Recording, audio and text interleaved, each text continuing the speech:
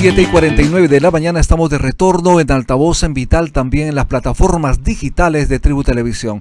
Nos acompaña el economista Armando Mendoza, quien también es investigador en temas económicos. Muy buenos días, doctor Armando Mendoza. Bienvenido a Altavoz en Vital. Buenos días, Lumín. Como siempre, un gusto estar aquí. Hemos escuchado recientemente al congresista Wilson Soto, también indignado por lo que está ocurriendo con eSalud. Muchas personas han pasado a través de la Dirección de Salud, sin embargo, la situación cada vez es peor. ¿Cuál es su primera visión respecto a este tema? A ver, varias de las cosas que ha señalado el congresista, ¿no? Ciertamente reflejan no solamente la crisis, digamos, a nivel de una institución en particular, como es el caso de salud, sino la crisis en general del Estado peruano, ¿no? Que en los últimos tiempos ha perdido institucionalidad de una manera profunda y acelerada. Es decir, cuando viene el dato que se presenta el congresista de que han habido aproximadamente 10 cambios en los últimos años de él, ¿no? Del director ejecutivo de salud, no, ciertamente, bajo esas condiciones, ¿qué política adecuada de atención a la población puede darse, ¿no? Además, si lo vemos dentro de un contexto más amplio en donde ¿cuántos ministros de salud hemos tenido?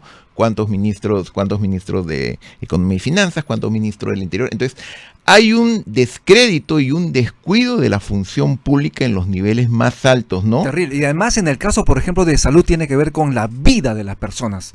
No puede ser que una familia haya estado esperando que Padomi se pronuncie y envíe una ambulancia. Dios santo, es una persona que ha fallecido por negligencia de Padomi, por negligencia de salud, no haber enviado a tiempo una ambulancia. Desde el comienzo les hubiesen dicho, no tenemos ambulancia, y la persona se proveía, buscaba bomberos, buscaba un taxi, lo que sea. Sin embargo, se confiaron 45 minutos de espera y nunca llegó la ambulancia. Estamos hablando del caso de la señora Dora María Barrios, viuda de Salomón, abuelita de nuestro compañero Aarón Salomón, que justamente ayer en el programa recibió esta infausta noticia. Lo que tú señales es efectivamente terriblemente preocupante e indignante, ¿no? Y refleja, lo más grave de todo es que no es un caso aislado. No es un caso aislado. Pasa todos los días. Hoy día llega obviamente esta noticia que los impacta a ustedes ciertamente, pero ¿cuántos de estos casos suceden, no, a lo largo y ancho del país y nunca llegan, digamos, a filtrarse a las noticias? Todo esto nuevamente refleja una falta de profesionalismo, una falta de interés con la misión que debería ser de salud, que es protegernos a nosotros, ¿no? Pero que hay múltiples factores que lo afectan, pero un factor clave es la idoneidad de aquellos que están a la cabeza de la institución, porque lo cierto es que lamentablemente, no solamente en salud, sino en muchas instituciones públicas, ¿no? Los nombramientos de quienes deberían de dirigir esas instituciones son todo básicamente de negociaciones políticas. No se escoge a la gente más preparada, no se escoge a la gente que tiene realmente vocación de servicio, sino a aquel que está mejor conectado en ese momento con el gobierno de turno. 10 cambios de timonel en salud, obviamente eso evidencia que algo está pasando, que algo funciona mal en el país. Definitivamente no hay continuidad en las políticas públicas respecto a salud, pero no solo es salud, también obviamente son los hospitales del Ministerio de Salud, del MINSA. No hay tomógrafos, se complican, digamos, los equipos de rayos X, no hay medicinas, no llegan a tiempo, no se compra de manera adecuada. Pero ¿cómo hacer para realmente revertir esta situación que está hartando a los peruanos?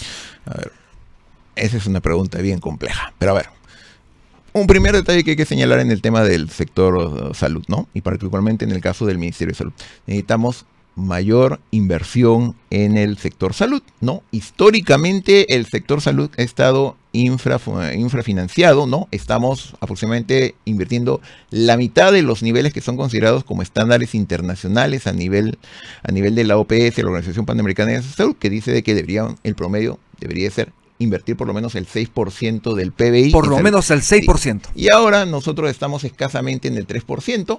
Sí, hay que decir que preocupa mucho, ¿no? Y la verdad es que es lamentable que nosotros, todos los peruanos, sufrimos esa experiencia en carne viva en el 2020, ¿no? En el contexto de la pandemia, en donde décadas de descuido del sector salud se expresó en que faltaba personal, faltaba oxígeno, faltaban carpas de oxígeno, faltaban camas UCI, etcétera, etcétera.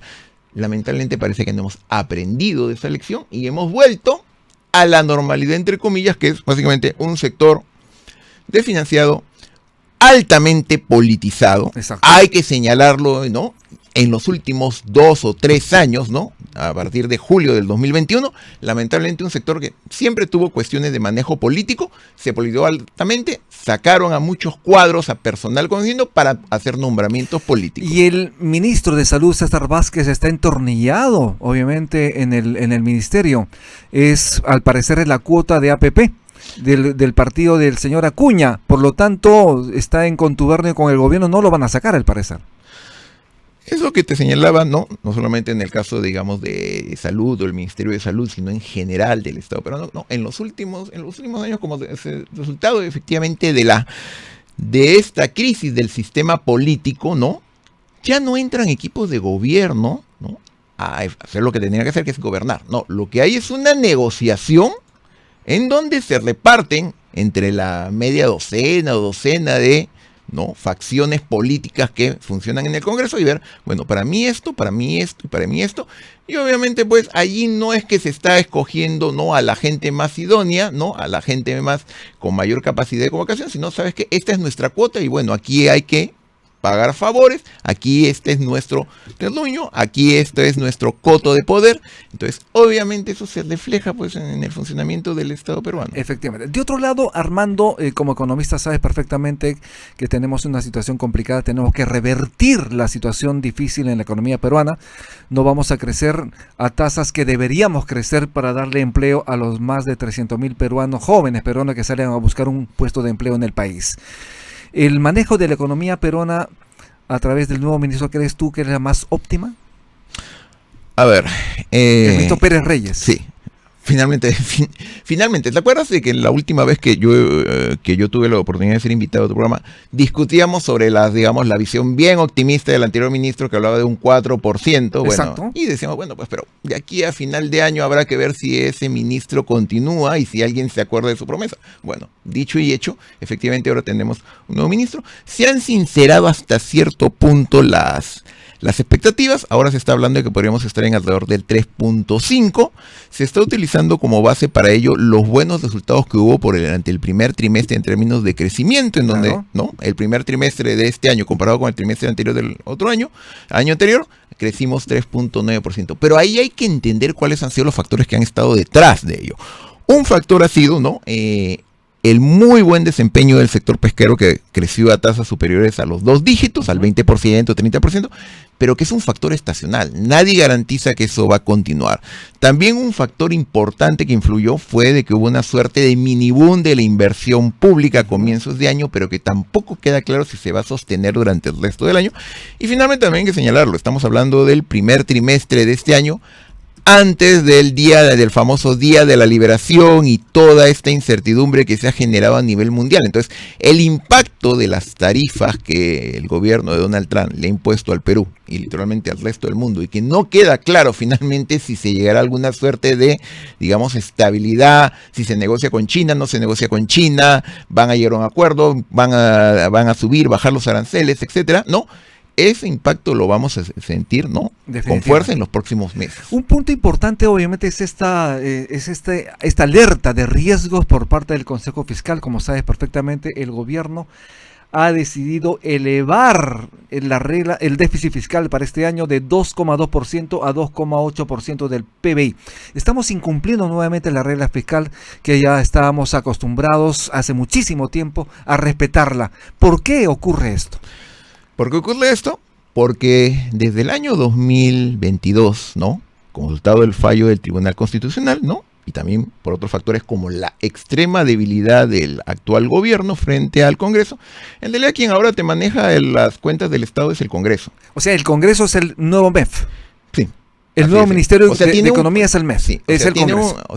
Lejos de tener un sistema balanceado, en donde efectivamente cuando se proponen, ¿no?, acciones o propuestas legislativas que van a implicar un gasto, se asegura de que haya financiamiento, esa regla se ha quebrado. Hoy en día, ¿no?, el Congreso puede aprobar aumento de sueldo, bonos, nombramientos, una universidad por acá, esta y esta otra hora por acá, que pueden ser absolutamente legítimas. Pero si no has garantizado el financiamiento, estás básicamente haciéndole un agujero, una brecha, ¿no?, a las cuentas fiscales, y entonces nos comenzamos a ver en una situación complicada en donde ya el Consejo Fiscal ha señalado que por primera vez en 30 años, desde que viene funcionando la ley de responsabilidad y prudencia fiscal. Exacto.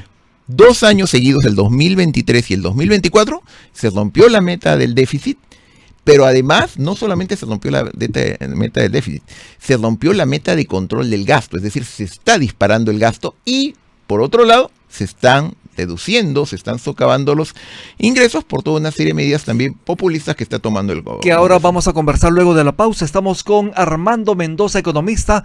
Vamos a regresar de inmediato. Estamos en Altavoz en Vital, también en las plataformas digitales de Tribu Televisión.